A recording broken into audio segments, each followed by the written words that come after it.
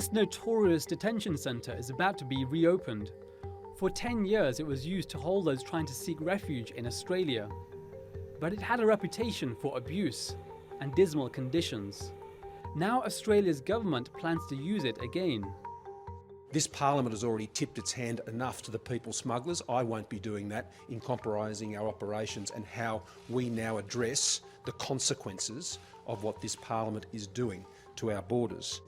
Order. The result of the division is ayes 75, noes 74. The question is therefore resolved in the affirmative.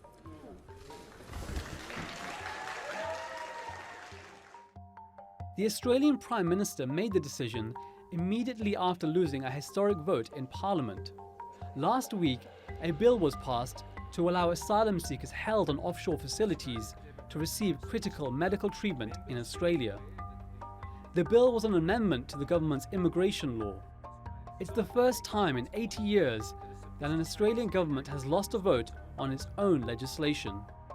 The bill was backed by the main opposition Labor Party and independent MPs. And what our Parliament and our Senate have done in the past few days is to say enough is enough.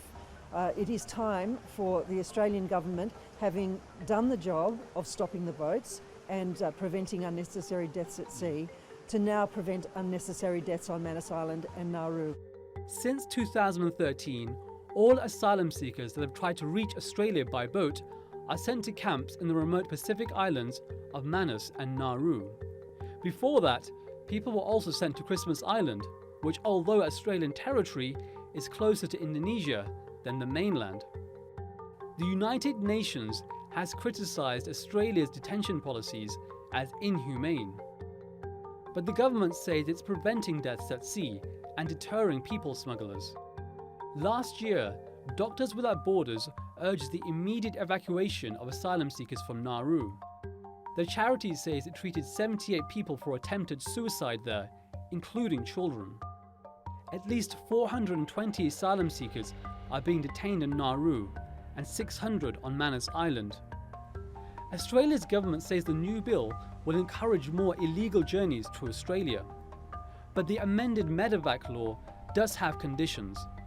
It applies only to people already on Manus and Nauru, not any new arrivals. And Australia's Home Affairs Minister can refuse a transfer request. The Prime Minister's critics say he's scaremongering ahead of an election expected in May. So are Australia's policies harming refugees rather than saving them, as it claims? Hyder Abbasi, The Newsmakers.